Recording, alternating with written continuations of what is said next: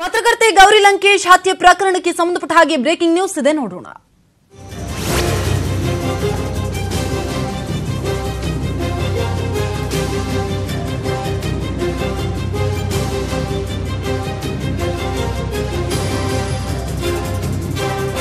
ಈಗ ಪ್ರಾಥಮಿಕ ಆರೋಪ ಪಟ್ಟಿಯನ್ನ ಸಲ್ಲಿಸಲು ಎಸ್ಐಟಿ ಎಲ್ಲ ಸಿದ್ಧತೆಯನ್ನ ಕೂಡ ಮಾಡಿದೆ.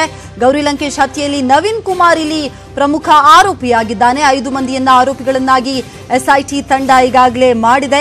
ಗೌರಿ ಕೊಲೆಗೂ ಮುನ್ನ 1 ವಾರ ಗೌರಿಯನ್ನ ಹೊಟ್ಟೆ ಮಂಜ ಅಲಿಯಾಸ್ ನವೀನ್ ಕುಮಾರ್ ಫಾಲೋ ಮಾಡಿದ್ದ.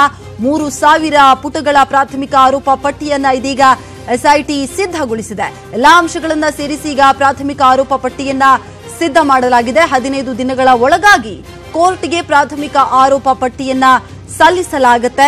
ಸತ್ಯಮಂಗಲ ಕಾಡಿನಲ್ಲಿ ಉಳಿದ ಆರೋಪಿಗಳಿಗಾಗಿ ಪೊಲೀಸರು ಈಗಾಗಲೇ ಹುಡುಕಾಟವನ್ನ ನಡೆಸ್ತಾ ಇದ್ದಾರೆ. ಕಾಡಿನಲ್ಲಿ ಹಲವು ಸುತ್ತು ಹುಡುಕಾಟವನ್ನ ಎಸ್ಐಟಿ ಪೊಲೀಸರು ಆಲ್ರೆಡಿ ಮುಗಿಸಿ ಆಗಿದೆ. ಹಾಗಾಗಿ ಪ್ರತಿನಿತ್ಯ 73 ಕಿಲೋಮೀಟರ್ ಮದ್ದೂರಿನಿಂದ ಬೆಂಗಳೂರಿಗೆ ಹೊಟ್ಟೆ ಮಂಜ ಪ್ರಯಾಣವನ್ನ ಮಾಡ್ತಾ ಇದ್ದ. ಮಂಪರು ಪರೀಕ್ಷೆಗೆ ಮೊದಲು ಕೋರ್ಟ್ ಮುಂದೆ ಒಪ್ಪಿಗೆಯನ್ನ ಕೂಡ ಹೊಟ್ಟೆ ಮಂಜ ಸೂಚಿಸಿದ್ದ. ಇದೇ ವಿಚಾರಕ್ಕೆ ಸಂಬಂಧಪಟ್ಟ ಹಾಗೆ ಮತ್ತಷ್ಟು ಮಾಹಿತಿಯನ್ನ ಕೊಡ್ತಾರೆ ನಮ್ಮ ಪ್ರತಿನಿಧಿ ಮಂಜುನಾಥ್, ದೂರವಾಣಿ ಸಂಪರ್ಕದಲ್ಲಿದ್ದಾರೆ. ಮಂಜುನಾಥ್, ಈಗ ಗೌರಿ ಲಂಕೇಶ್ ಹತ್ಯೆ ಪ್ರಕರಣಕ್ಕೆ ಸಂಬಂಧಪಟ್ಟ ಹಾಗೆ ಪ್ರಾಥಮಿಕ ಆರೋಪ ಪಟ್ಟಿಯನ್ನ ಸಲ್ಲಿಸಲು ಎಸ್ಐಟಿ ಸಿದ್ಧತೆಯನ್ನ ನಡೆಸಿದೆ. ಇಲ್ಲಿ ಯಾವೆಲ್ಲ ಅಂಶಗಳನ್ನ ಒಳಗೊಂಡಿದೆ ಈ ಪಟ್ಟಿ?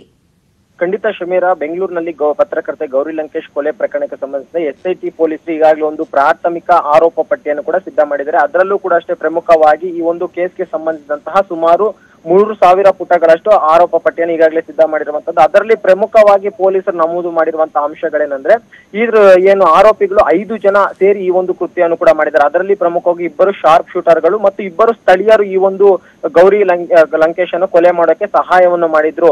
ಆದ್ರೆ ಇದರೆಲ್ಲರ ಒಂದು ಮಾಸ್ಟರ್ ಮೈಂಡ್ ಆಗಿ ಈ ಒಂದು ನವೀನ್ ಕುಮಾರ್ ಅಲಿಯಾಸ್ ಹೊಟ್ಟೆ ಮಂಜ ಇದ್ದ ಅನ್ನೋದನ್ನು ಕೂಡ ಈಗಾಗಲೇ ಒಂದು ಪ್ರಾಥಮಿಕ ಒಂದು ಚಾರ್ಜ್ ಶೀಟ್ ನಲ್ಲಿ ಪೊಲೀಸರು ಉಲ್ಲೇಖ ಮಾಡಿರುವಂತಹದ್ದು.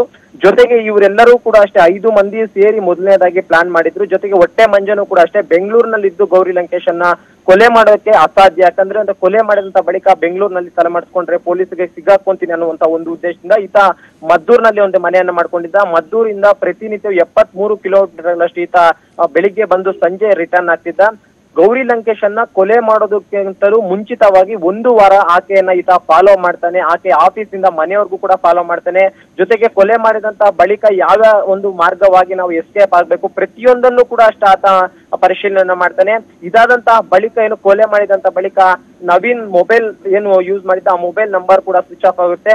ಯಾಕಂದ್ರೆ ಪೊಲೀಸರು ಮೊದಲನೇದಾಗಿ ಕೊಲೆ ನಡೆದಂತಹ ಸ್ಥಳದಲ್ಲಿದ್ದಂತಹ ಮೊಬೈಲ್ ನಂಬರ್ ಗಳನ್ನ ಟವರ್ ಡಬ್ ಮುಖಾಂತರವಾಗಿ ನೋಡಿದಂತಹ ಸಂದರ್ಭದಲ್ಲಿ ಲಕ್ಷಾಂತರ ಮೊಬೈಲ್ ನಂಬರ್ ಗಳನ್ನ ಪರಿಶೀಲನೆ ಮಾಡ್ತಾರೆ. ಅದರಲ್ಲಿ ಪ್ರಮುಖವಾಗಿ 49 ಮೊಬೈಲ್ ನಂಬರ್ ಗಳನ್ನ ರೌಂಡ್ ಅಪ್ ಮಾಡಿ ಇಟ್ಕೊಂತಾರೆ.